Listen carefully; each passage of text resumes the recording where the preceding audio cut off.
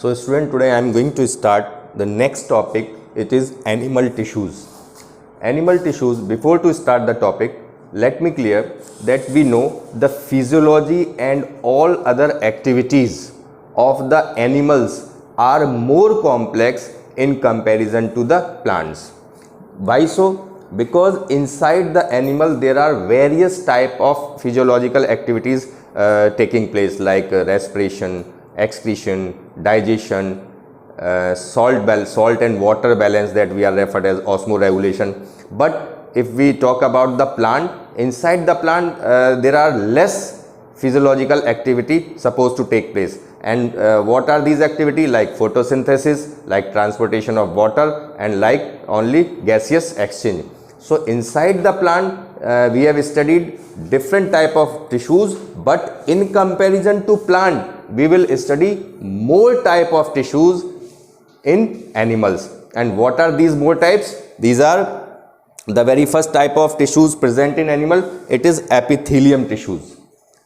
Next, connective tissue. Next is what? Muscular tissue. And the last one is what? Nervous tissue. These are the broad categories in which we have studied all type of animal tissues are made up of, or the body of animals composed of. First, we will talk about epithelium tissues.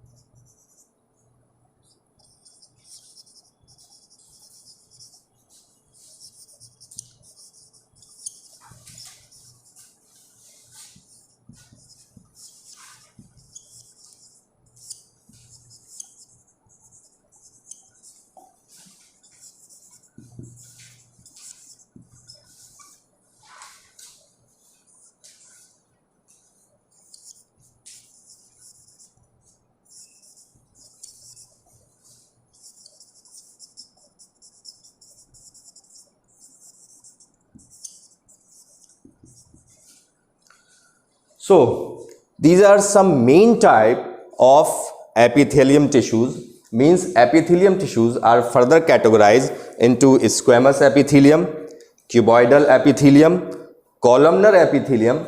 Columnar epithelium further subdivided as ciliated columnar epithelium, and the last is stratified squamous epithelium. One more type of So with these main type, one more type is glandular epithelium. So now we will study what are these subtypes of epithelium tissues. But first of all, we will try to find out what are epithelium tissues. You know guys, our body externally covered with a layer. This is what? Skin. Inside the body there are so many type of internal organ, and these internal organ also have one external layer. So when the internal organ is covered externally, what type of layer? That layer is referred as epithelium tissues. Means our body or body part have an outermost protective layer. That protective layer is referred as epithelium tissues. That is very important to provide a shape of that organ or for the protection of body, and it also necessary for some other physiological function also. What are these? Let me explain. The very first type of epithelium tissue is what? Is squamous epithelium tissue. If we talk about the structure of this tissue,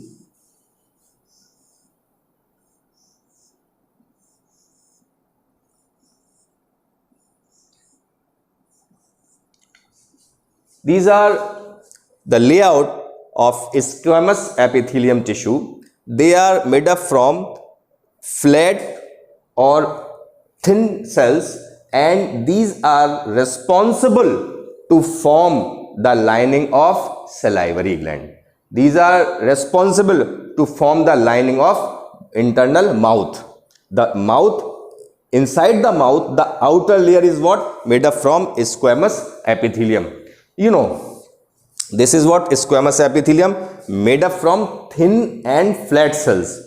As I told you, such type of epithelium tissues are present in the lining of mouth and the opening of salivary gland.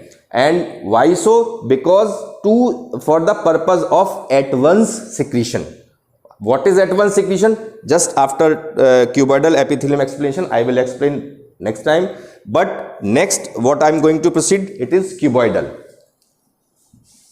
Another type of epithelium tissue is what? Cuboidal epithelium. Cuboidal epithelium, as the name indicating cubes.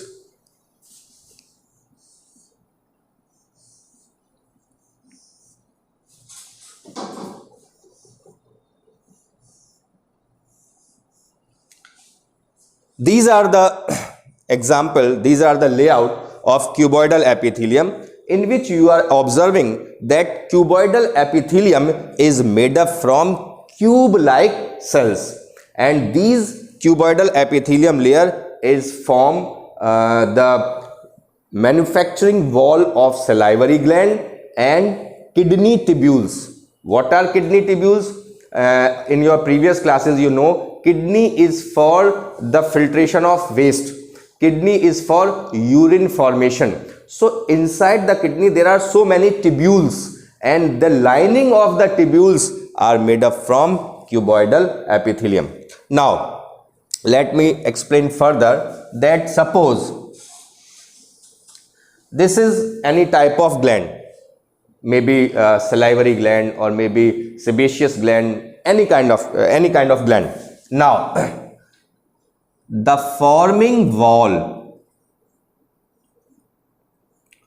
of these glands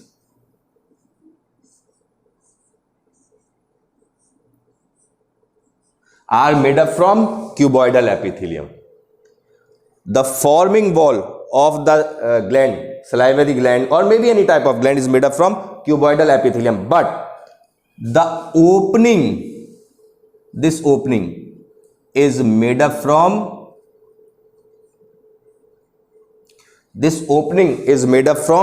squamous epithelium. This opening is made up from squamous epithelium, and the lining are made up from cuboidal epithelium. Why so? Now let me clear. Suppose this is salivary gland. Salivary gland is supposed to store what? Saliva. So if this gland, the lining of this gland,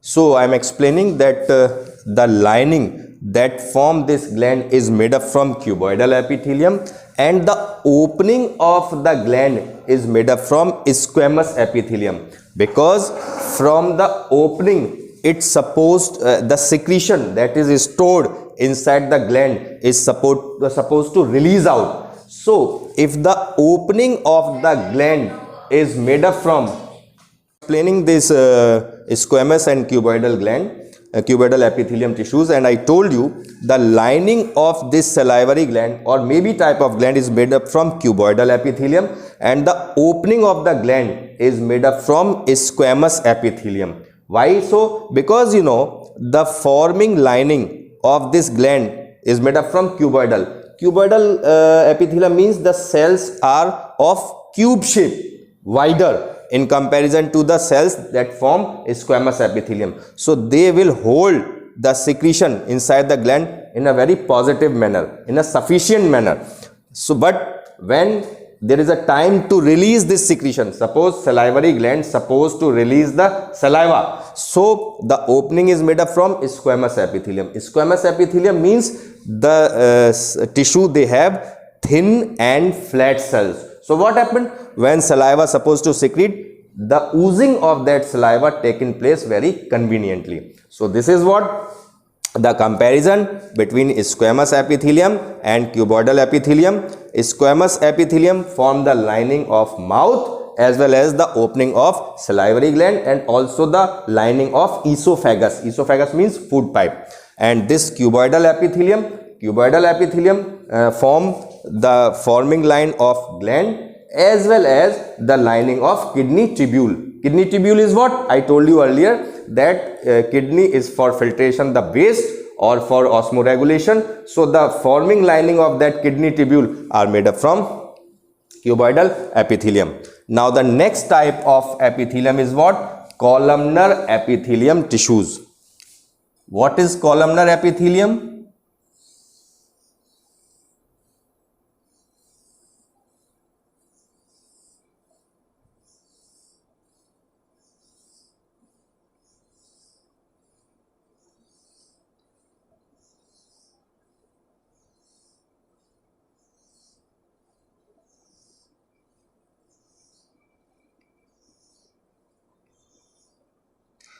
You know, this is what the layout of columnar epithelium tissues, in which you are observing that columnar epithelium tissues are made up from column type of cells. Column type cells means they are more elongated in comparison to squamous or in comparison to cuboidal.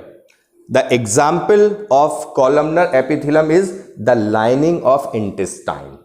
Because you know, inside the intestine, water, food and so many other type of components moves in a solution way. So what they will create? They will create a great pressure. So if the lining of intestine are made up from squamous or cuboidal, they will not supposed to bear the pressure that is exerted by the food solution or water that move inside the intestine. Further, I told you that columnar epithelium also modified as ciliated columnar epithelium. Ciliated columnar epithelium is what?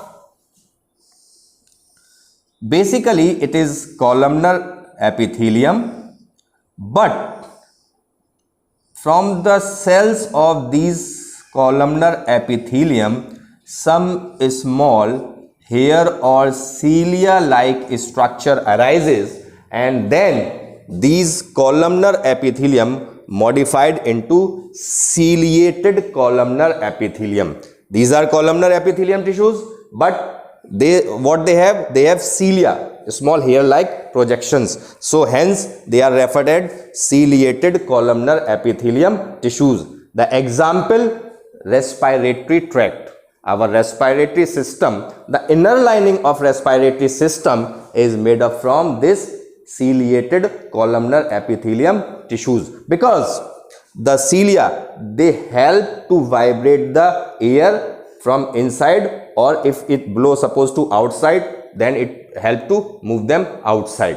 And because when air get in or air get out, it exert a pressure. So these columnar epithelium is to bear that great pressure. Now next is what? Is stratified squamous epithelium. Very common example. In my previous talk, we have discussed that our body's outermost covering is a skin. Skin is what? The example of stratified squamous epithelium tissues.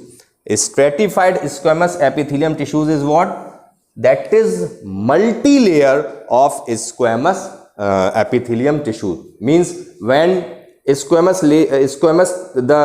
tissues, yeah, squamous epithelium arrange in a multi-layer, then further it form is stratified squamous epithelium tissue like this.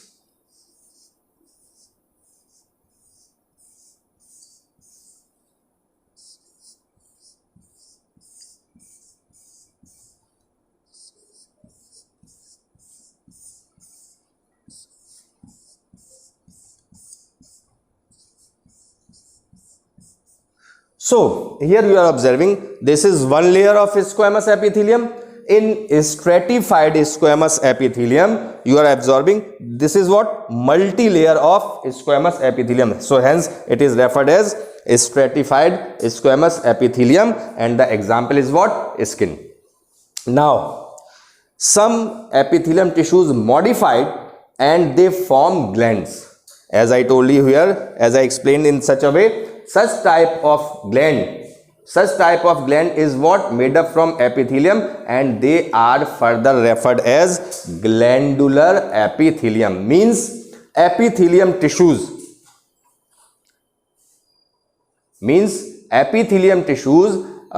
further modified. For example, these are epithelium tissues.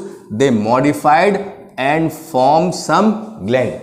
They may be in the inner lining of mouth, they may be in the intestine, or they may be in other places of body. So when any type of epithelium tissue modify, create a fold and form a structure of gland, such type of gland is referred as glandular epithelium. So guys, today we have discussed different type of epithelium tissue, the very first type of animal tissue. In my next video, we will talk about connective tissues.